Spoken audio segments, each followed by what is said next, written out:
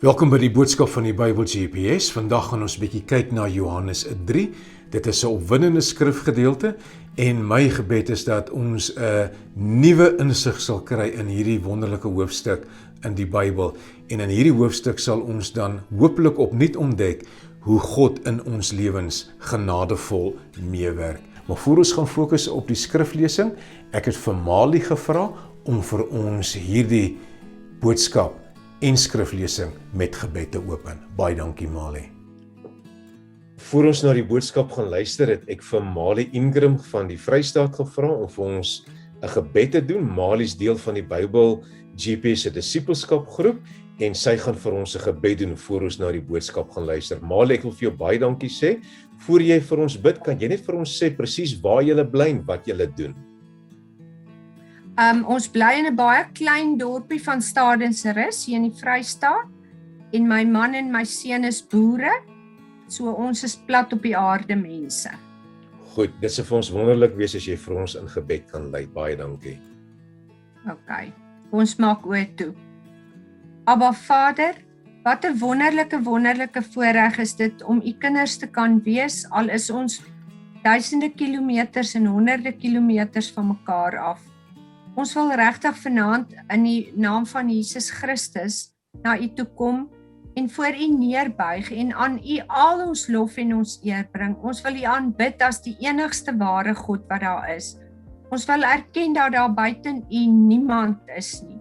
En ons wil vir u so baie dankie sê dat ons onder u beskerming kan lewe elke dag. Baie dankie Vader God, dat ons elke dag met al ons skewe dinge en afdraai paaie wat ons so baie keer volg, weer terug kan kom na u toe, weer vir u kan kom vra, was ons asseblief in die bloed van Jesus, sodat ons met rein hande voor u troon kan staan. Baie dankie vir elke dag, so goedheid en guns wat u so mildelik oor ons uitstort. Dankie dat u genade dit ingesluit het dat ons wedergebore kan wees. Baie dankie dat u vir ons die genade gegee het om u kinders te kan wees. En vir daardie wonderlike voorreg loof en prys ons u vanaand. Here God, as iemand wat hier op die platteland in Suid-Afrika bly, kom ek vanaand en ek kom bid regtig vir elke mens wat in ons omgewing, in ons provinsie, in ons land bly. Here God, ek kom bid dat u asseblief u genade ryklik oor elke mens sal uitstort. Ek kom bid dat u vir elkeen die genade sal gee om te kan onderskei tussen die waarheid en die leuen. En dat die leuen van Satan openbaar sal word. En dat u op 'n wonderlike manier by elkeen van hulle 'n ontmoediging sal hê, sodat hulle vir Jesus die weg, die waarheid en die lewe kan leer ken. En dat ons almal saam in hierdie pragtige land van ons 'n verskil kan maak. Here God, ek kom bid vanaand dat u asseblief vir elkeen van ons wat inluister, die genade sal gee om in die week wat voorlê 'n aangename geur vir u te wees. Dat ons deur ons lewens 'n getuienis vir u sal wees, deur dit wat ons sê en dink en doen. Here, ook ek kom bid dat u sal help dat ons waar ons ook al gaan, waar ons ook al ons voetspore los, dat daardie voetspore regtig voetspore van Jesus sal wees en dat mense rondom ons vir u sal sien en u sal verheerlik en na u sal begin soek. Baie dankie dat u koning is en dat u regeer en dat ons 'n groot stuk vrede kan hê in die wete dat niks u ooit onkant gaan betrap nie en dat u die hele wêreldgeskiedenis in die holte van die hand het en dat niks gaan gebeur wat u nie toestemming voorgegee het nie. Dankie Here Jesus vir dit wat u vir ons doen en baie dankie dat u ons koning is. Amen. Amen. Baie dankie Mali en sterkte vir julle daan van Stadensrus. Baie dankie, sterkte vir jou ook daar in die vreemde. So ons skrifgedeelte kom met Johannes 3. Ek gaan vir ons die eerste 17 verse lees. Nou dit is die baie bekende gedeelte waar die Fariseer Nikodemus na Jesus toe kom in die aand en daar ontstaan 'n gesprek oor wedergeboorte. So kom ons lees saam. Daar was 'n man met die naam Nikodemus. Hy het aan die party van die Fariseërs behoort en was lid van die Joodse raad. Eendag het hy na Jesus toe gekom en vir hom gesê, Rabbi, ons weet dat u 'n leermeester is wat van God afgekom het, want niemand kan hierdie wondertekens doen wat u doen, as God nie by hom is nie. Daarop sê Jesus vir hom, dit verseker ek jou, as iemand nie opnuut gebore word nie, kan hy nie die koninkryk van God sien nie. Nikodemus vra hom toe, maar hoe kan 'n mens gebore word as hy al 'n ou man is? Hy kan tog nie 'n tweede keer in sy moeder se skoot kom en gebore word nie. Jesus het geantwoord, dit verseker ek jou, as iemand nie uit water en gees gebore word nie, kan hy nie in die koninkryk van God kom nie. Wat uit die mens gebore is mens, en wat uit die gees gebore is gees. Moenie verbaas wees dat ek vir jou gesê het, julle moet opnuut gebore word nie. Die wind waai waar hy wil, jy hoor sy geluid, maar jy weet nie waar hy vandaan kom en waarheen hy gaan nie. So gebeur dit met elkeen wat uit die gees gebore is. Nikodemus vra hom toe, maar hoe is dit moontlik? En Jesus antwoord hom, jy's die bekende leermeester van Israel en jy verstaan dit nie? Dit verseker ek jou. Ons praat oor wat ons weet en ons getuig oor wat ons gesien het en tog aanvaar julle nie ons getuienis nie. Ek het julle van die aardse dinge vertel en julle glo dit nie. Hoe sal julle glo as ek julle van die hemelse vertel? Niemand op die aarde was al in die hemel nie, behalwe hy wat uit die hemel gekom het, naamlik die Seun van die mens. Moses het die slang in die woestyn hoog op 'n paal gesit. So moet die Seun van die mens verhoog word, sodat elkeen wat in hom glo, die ewige lewe kan hê. God het die wêreld so lief gehad dat hy sy enigste seun gegee het, sodat die wat in hom glo, nie verlore sal gaan nie, maar die ewige lewe sal hê. God het nie sy seun na die wêreld toe gestuur om die wêreld te veroordeel nie, maar sodat die wêreld deur hom gered kan word. Nou ek het die voorreg gehad om 'n paar jaar gelede 'n internasionale boekskou by te woon. Dit was 'n Christelike boekskou en daar was duisende mense gewees. En op pad soontoe het ek nie lekker geweet om daar te kom nie. En toe sien ek iemand anderste ook sukkel bietjie om by die plek uit te kom en ons begin toe 'n gesprek. En binne 5 minute vra hierdie persoon wat ek van geen kant af ken nie, vir my die volgende vraag. Wanneer is jy weergebore? Hy het vir my gevra, wanneer het jy jou hart vir die Here gegee? Kan jy daai dag en datum onthou? En toe het ek besef, maar dit is 'n baie interessante vraag, maar dit is 'n vraag wat baie persoonlik is, en om so vinnig in 'n gesprek met iemand te kom wat jy nie ken nie, en om so 'n vraag te vra, het ek gevoel, maar dit is 'n bietjie vinnig om so 'n vraag te vra. Maar ek het toe sommer net besluit, ek gaan vir hom 'n antwoord gee wat hom so bietjie gaan verras, en miskien so 'n bietjie sy teologie strek. Want baie keer wil mense weet, wat was jou dag en datum, want party mense glo as jy nie 'n dag en datum het nie, dan is jy nie werklik gered nie. En ek het nie geweet hoe hy dink nie, maar toe sê ek vir hom, weet jy, ek het 3 datums, en toe sien ek die frustrasie of die ongemak op sy gesig. Toe sê hy vir my, maar hoe kan jy 3 datums hê? Toe sê ek, ja nee, ek het 3 datums, wanneer ek wedergebore is. Toe sê ek vir my eerste datum is 2000 jaar gelede. Ek is 2000 jaar gelede gered, sê ek vir hom. Toe sê hy, maar hoe werk dit? Toe sê ek vir hom, Galasiërs 2:20 sê, ek is saam met Christus gekruisig. En Christus is 2000 jaar gelede gekruisig. So die Bybel sê, ek is saam met hom gekruisig. Toe sê ek vir die persoon, maar ek het 2000 jaar gelede tot inkeer gekom. En as jy Kolossense 2 gaan lees, vers 1 staan daar, ek het saam met hom opgestaan. So dit het ook 2000 jaar gelede gebeur. Ek het saam met hom gesterf en ek het saam met hom opgestaan. Toe sê ek vir hom, ek het 'n tweede datum. En my tweede datum is vandag. Want die Bybel sê, vandag as jy my stem hoor, moenie jou hart verhard nie. Vandag as jy my stem hoor, moenie jou hart verhard nie. Want die sterkte van jou verhouding met iemand is nie gebaseer op wat destyds gebeur het nie. Byvoorbeeld, jy kan nie sê omdat ek 5 of 10 of 20 jaar gelede getroud is op daai spesifieke datum, op daai spesifieke plek, dat jy nou 'n gesonde verhouding het nie. Nee, dit werk nie so nie. Die vraag is, hoe is jou verhouding vandag? Want dit is waar jou verhouding eintlik staan.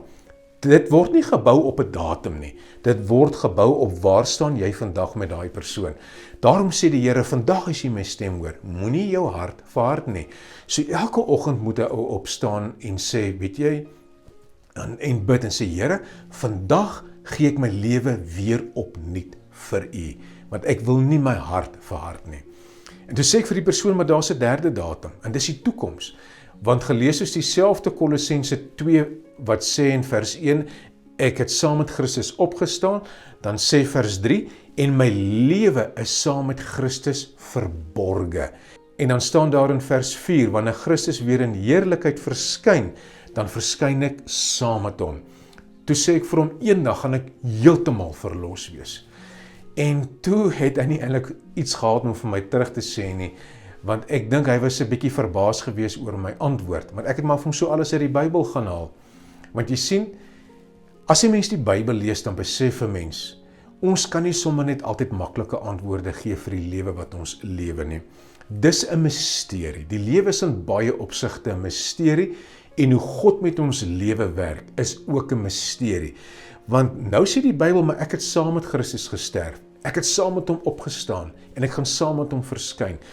Hoe om presies dit te verstaan is 'n misterie. En iemand wat ook daarmee gesukkel het, was Nikodemus gewees. Hy kom in die nag na Jesus, hy wou dalk nie gehad het dat sy fariseer vriende hom sien nie, en hy kom praat toe met Jesus, en Jesus sê vir hom, as jy in die koninkryk wil inkom, dan moet jy opnuut gebore word. Nou, die koninkryk was Jesus se belangrikste tema gewees. As hy die disippels leer bid, dan sê hy, laat u koninkryk kom, laat u wil geskied. As hy gelykenisse vertel, dan sê die koninkryk van die hemel is soos, en dan vertel hy 'n gelykenis. So die koninkryk is iets wat binne in ons moet gaan. Maar hoe kom ons in die koninkryk? Jy moet daarin gebore word. En toe sê men Nikodemus, maar hoe kan dit nou gebeur? Jy sien, hy het dit nie verstaan nie. En toe kom Jesus met 'n wonderlike antwoord. En voor ek op die antwoord wil fokus, wil ek basies fokus op 3 verse. Nou, Johannes 3 is bekend vir seker die bekendste vers in die Nuwe Testament, Johannes 3 vers 16. Maar ek wil ook op ander 2 verse fokus. Dit is vers 8, ek noem dit sommer 'n merkwaardige vers. En dan vers 16 is seker die bekendste vers. En dan vers 17 is seker die eensaamste vers in die Bybel. En ek gaan daarby uitkom. Maar Nikodemus kom na die Here en hy sê, maar hy verstaan nie die dinge nie. En toe kry ons in vers 8 Jesus se antwoord of verduideliking. En dit is ongelooflik hoe Jesus met Nikodemus te werk gaan. Hy is die meester-leermeester. Ongelooflik hoe hy kan dinge verduidelik. Hy sê toe vir Nikodemus, dit werk soos met die wind. En ons weet dat die Heilige Gees, die Griekse woord vir gees en wind is presies dieselfde woorde. Maar die konteks van 'n skrifgedeelte gaan vir jou bepaal of dit die Heilige Gees is en of dit die wind is van die natuur. En Jesus het toe iets uit die natuur gebruik om 'n diep geestelike waarheid oor te dra. En daai diep geestelike waarheid is, jy moet weergebore word. En daai diep geestelike waarheid verduidelik die Here met die wind. So Jesus sê vir Nikodemus, die wind waai waar hy wil. Jy hoor sy geluid, maar jy weet nie waarvan of dit kom nie, en jy weet nie waarin dit gaan nie. En so werk God se Gees met ons wedergeboorte. Dis onsigbaar, ons weet nie wanneer die wind kom of gaan, ons kan dit nie sien nie, en ons kan die uitwerking daarvan sien. Ons sien die bome se geritsel, en as iemand tot inkeer kom, as hy weergebore word, dan sien ons 'n verandering in so 'n persoon. Die persoon se gedrag verander, die persoon se gesindheid verander. Soos jy die bome kan sien beweeg, so sien ons 'n mens wat ook vorentoe beweeg in volwassenheid, as die Gees die geboorte binne hom laat plaasvind. Maar dit is soos die wind, ons weet nie waarvan dit kom en waarheen dit gaan nie. So werk God se Gees. Dit is onvoorspelbaar, dit is 'n misterie, hoe daai geboorte binne in 'n mens plaasvind.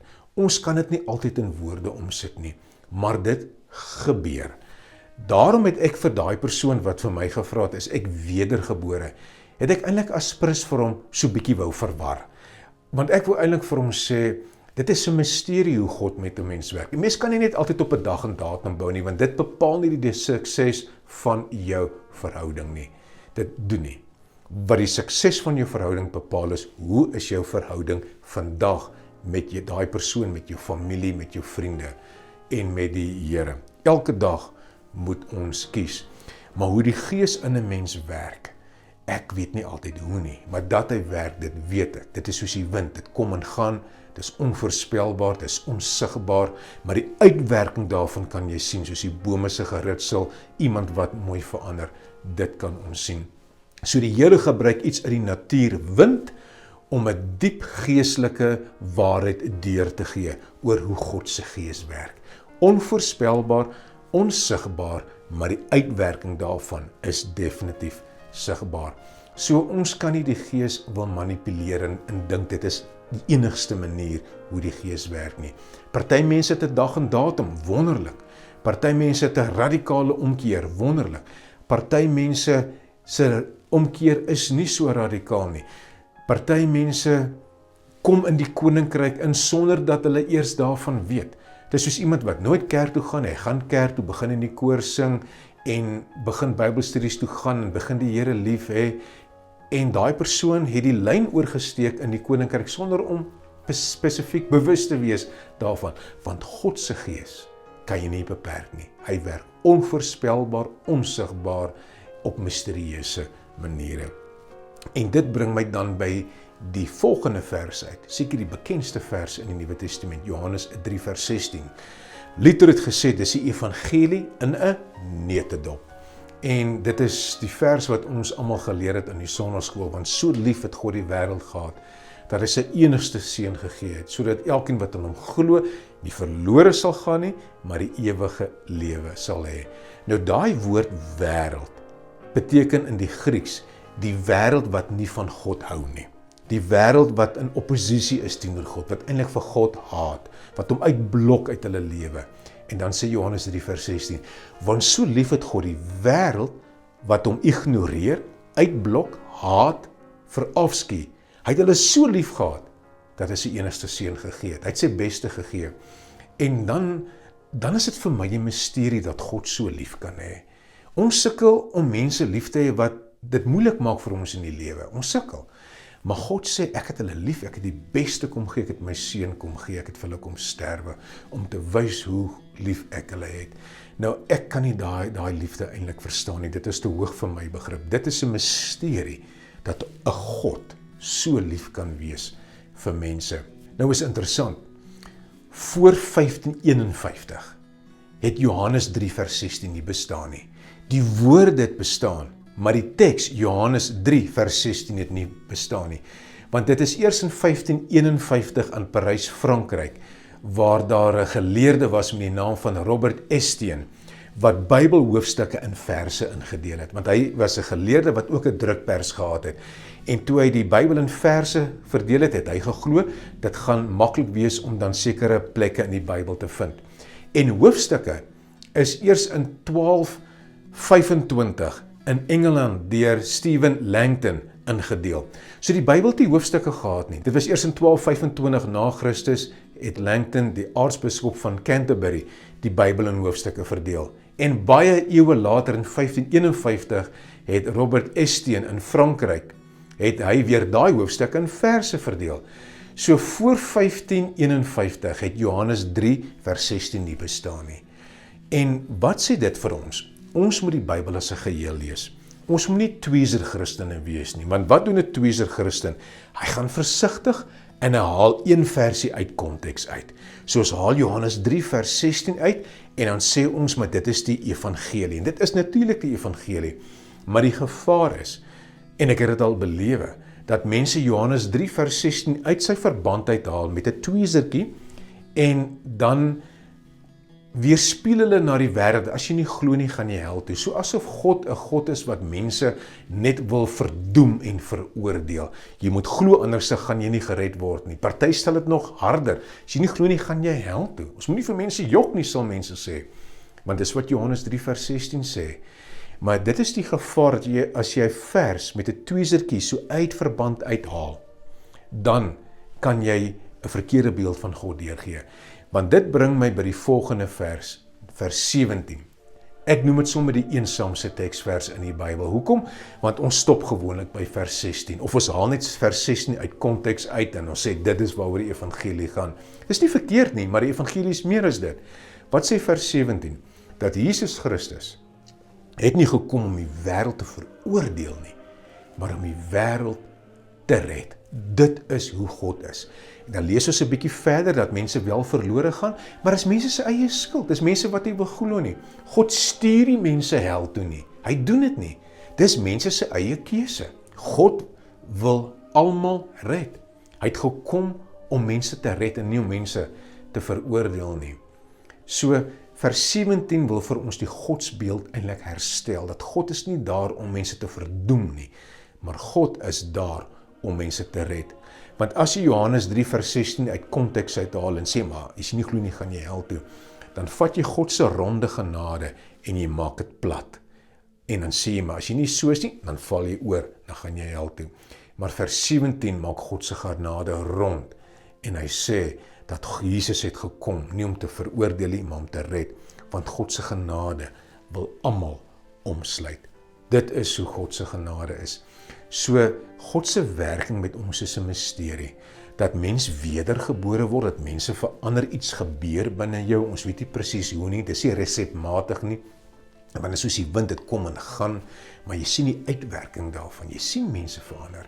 Die Gees werk nog steeds, maar is 'n misterie.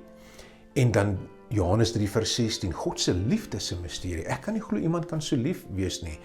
En dan vers 17 bevestig dit dat hy het gekom, nie om te veroordeel nie, maar om te red. Iemand het een keer gesê, dat die misterie van God is nie 'n probleem om op te los nie, maar is iets om te belewe. God se misterie is nie iets om op te los nie, dis nie 'n probleem wat opgelos behoort te word nie, maar God se misterie is iets om te belewe.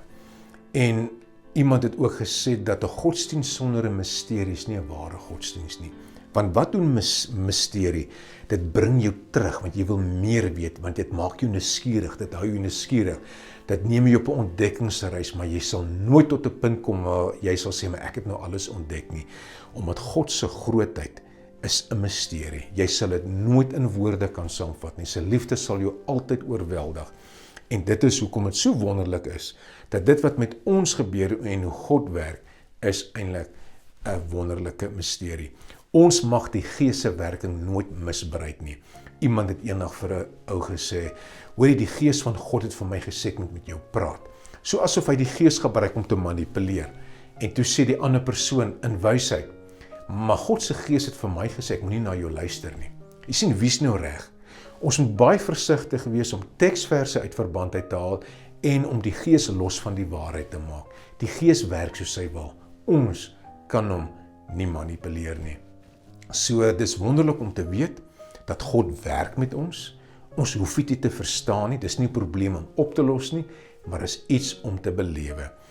God se misterie sê eintlik vir ons, dat in sy grootheid maak hy bemoeienis met ons.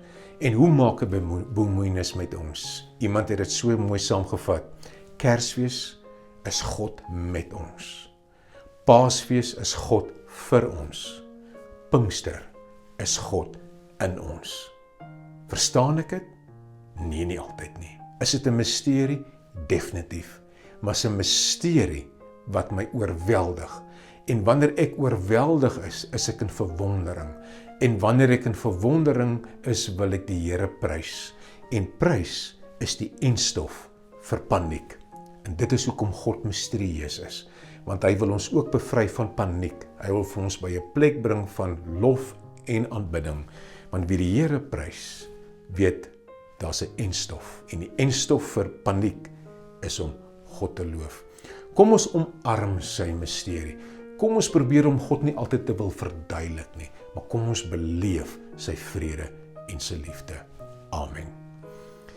Here, ons vir baie dankie sê vir die misterie van u liefde, van die misterie oor hoe u werk in ons lewens. Maar dankie dat u werk. Ons hoef dit nie alles te verstaan nie, want ons hoef dit nie te verstaan nie. Ons kan maar net in verwondering wees oor dat u met die mens bemoeienis maak. En ons weet dat u werk soos die Gees. Ons hoor sy geluid, maar ons weet nie waarvan dit kom en waarheen dit gaan nie. Maar ons sien die uitwerking daarvan. En as ons so oorweldig oor die liefde wat u het vir hierdie wêreld. Ons as mense veroordeel so vinnig, maar u het lief. En dan besef ons dat U het nie gekom om mense te verdoem nie. U het gekom om mense te red. Dankie Here dat ons weet dat Kersfees sê vir ons, U is vir ons.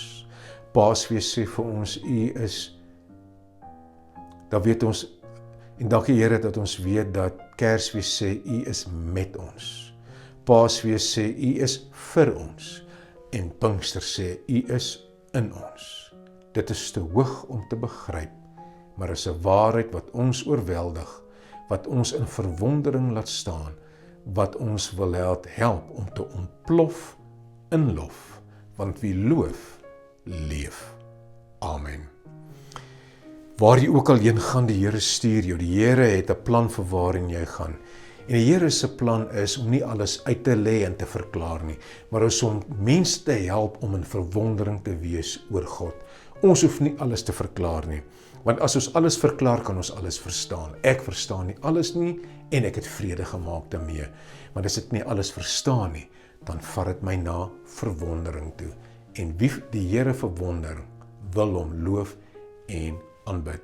Mag die genade van die Here Jesus Christus en die liefde van God en die gemeenskap van die Heilige Gees met julle almal wees en bly. Amen.